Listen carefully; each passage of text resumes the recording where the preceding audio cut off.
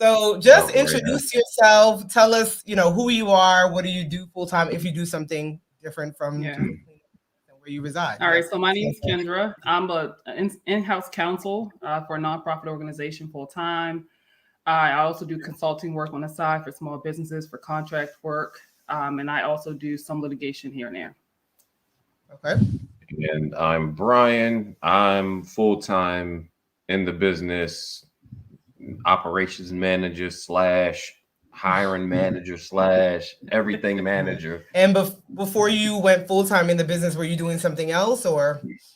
So actually, when we first started, yes, I was working full-time at Department of Homeland Security for Social Security Administration. But the cleaning business was doing so well that was a pivot, a business decision that we made to make things flourish. So, and it seems like it's the right one. So it took you two to 3 months to get started.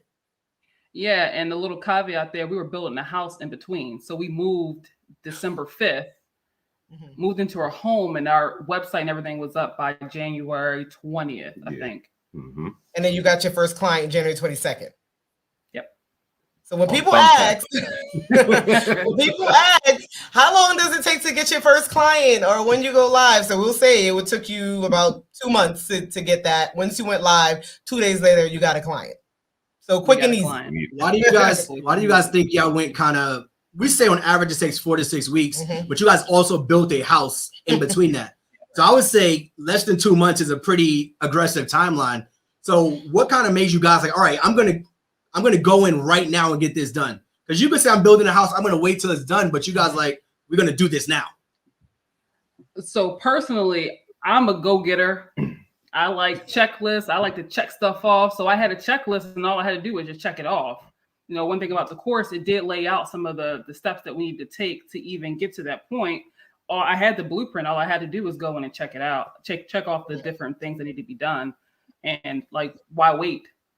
What kind of drew you to the cleaning business, or did you have any other options that you were looking into? I had 17 years of law enforcement experience. So the pivot, that 2020 was an interesting year when we saw a boom of just Black entrepreneurship, people just taking a chance, not relying on having a job. And that was just a small little sample of me saying, well, maybe I could take this 17 years of experience and start like a armed security business and try to go from there. But it's a lot of licenses and certifications you had to get. So I found out about y'all through Kendra. Yeah. Okay. So I'm actually the one who found you guys. And it was through my journey of trying to pay off my student loan debt that I came across your page. And I've been following you guys for probably about 2 or 3 months before I even realized you guys had a cleaning business. And then you had a course.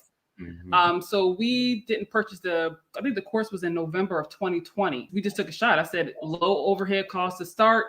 Why not? So let's try it.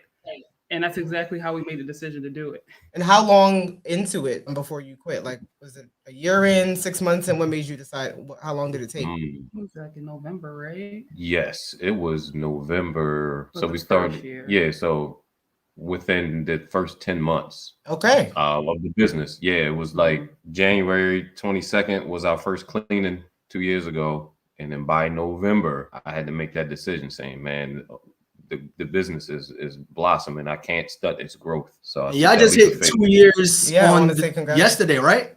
22nd. Yesterday, yep. Congratulations on 2 years in the business. What made you care? You said it was a low-cost startup, but what was like, I mean, a lot of things are low-cost startup, but what made you say, all right, this is going to be it, or at least we're going to try this? So just your story about working full-time, having multiple side hustles, and being able to start a business. And I was an attorney at the time, and he was working, 60, 70 hours a week. And I'm like, if you guys are doing it, let's try it. Like, why not? So your story alone was enough for me to be like, I'm going to just take a shot, right? If it failed, it failed. If not, all we can do is say we tried, right? Just taking a step. And that was it. I'm telling you, it wasn't that complicated. It was just like, this sounds like a good course. Yeah. They're making some good money. It doesn't require a lot of time.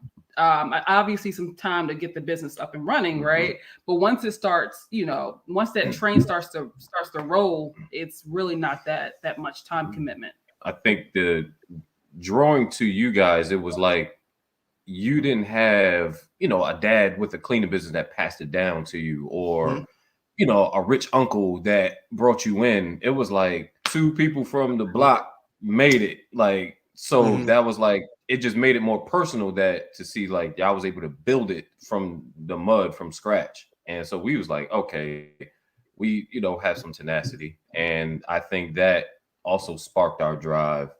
Kudos to you guys for just diving in, like, all right, I'm gonna get this started. After going through the course, what was like your mindset? Like, all right, we got before you even got your first client, how'd you get your first client? Yeah. What's the story behind that? So we got them on Thumbtack. We used, I guess we just had that web of trying everything with marketing, not understanding it in the beginning, just kind of seeing what stuck. And it appeared that Thumbtack, I think it was the first 2. Our first 2 clients. Because the second one came the 28th of January. And the second client, I believe, is a reoccurring client. We still have her. Yep, still got her. Shout out to y'all for that. That's the thing. That's the thing about Thumbtack, right? I know a lot of people aren't a fan of it, but I mean, we're not a fan of it at this point either. But to get started, we were on it for like 7 months. We were on it for like 7 months when we first got started, and we have a reoccurring client still 5 years later from Thumbtack as well. Every week, $200 from her. Yeah. I think we did the math. It was like $40,000 just from her, from Thumbtack. Yeah. So to get started, you got to start somewhere. So keep that client. Right. It gave us good luck. So definitely keep that client. I was just gonna ask: did you guys doing the job? Did that impact your marriage at all? No. So the relationship kind of went from us being in the field to then her being back office, and then me being in the field, and then me hiring more. So it was a good balance. Yeah. And it made it to it was manageable because we would know our limitations. We knew we were both off on weekends. So if we had to push, so we spent time together, but also we were in the cleaning sometimes together too. Yeah. So, it helped with, just even understanding business or just getting to know each other on that level, on seeing like now she could make decisions without me even being around because me and her been through, all of the craziness. So I trust her. She on the phone. She made certain moves. That's it. That's all we need to know. You said there was a light bulb moment. Do you remember when that light bulb moment was? Like, all right, we gotta get our time back. We gotta get out the business. Like, when did the light bulb turn on for you guys? Because you just said it turned on at some point. It had to have been around that August time when we figured a VA was necessary, right? I know when. Oh, you have your time. That's my time. Sorry. You got it down to the man. I remember.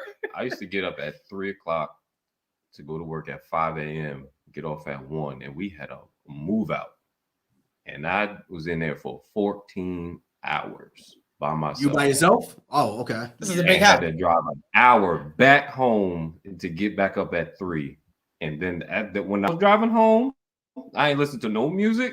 It was silent, and I said, I am not doing this. Rethinking life. All these people that's booked, we gonna have to move them until we find somebody, because it was like, this ain't life. I can't do this. So that was my light bulb. Because this is something that we speak about with people when they're like on the fence of, I don't know if I should take the course, I shouldn't. Where do you think your life will be if you didn't take the course right now? That's a good question. I don't know. Maybe trying to get you up. I'll still be I don't know. Working, maybe. I don't know. I'll say this, right? Not sure where my life would be at right now, but it's definitely a 360, right? I never even thought I would ever be a business owner. This is separate and distinct from him. Like, I never thought I'd be a business owner. I've always been a 9-to-5er, always had a corporate job.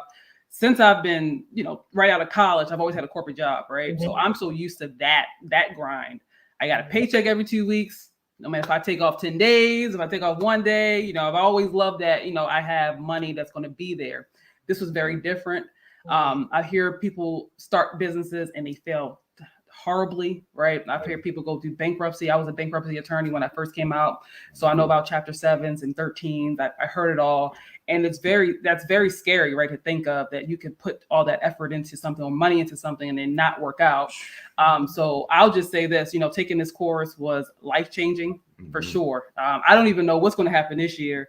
if we were able to accomplish this in 2 years, I mean, at this point, sky's the limit. Sky's the limit, right? Sky's the limit. I definitely think without taking the course, because I also didn't have any entrepreneur ideas. I mean, I've seen it, but it always came to like it had to be something that you was good at or a talent. You know, I can't draw. I couldn't listen. Or a brick and mortar building. You know, you have to, a barbershop or clothing line. I was none of that was me. So just to see that there is a way to actually buy into a business that you never have professionalism in and still make it or be successful. Like you can do that too. You don't have to have this big dream and create your own business type of deal. So I think because of the pandemic, we were still looking to make some type of move or some type of jump, because I mean, to be honest, they were cutting hours. They were cutting my posts. I'm talking about I was getting 2 days a week. So I was going to do something or figure something out to keep up, with the income. I don't know what it would have been, because that armed security thing was, like I said, there was a lot of licenses and certifications you had to go through the state, and they had a lot of stuff on hold because of COVID and stuff like that. So for him to actually start the business. Yes, that was like crazy. Yeah. So we probably would have been poking around and trying to do something, but I would have never thought a cleaning business. Not never. Me either. Not never.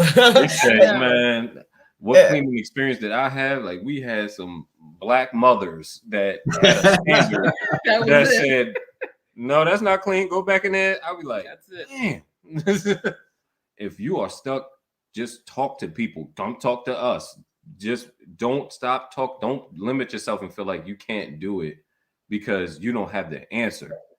Somebody does. Somebody has the answer. Somebody has the answer, and somebody asked the question before. Yep. You're not new to asking the question.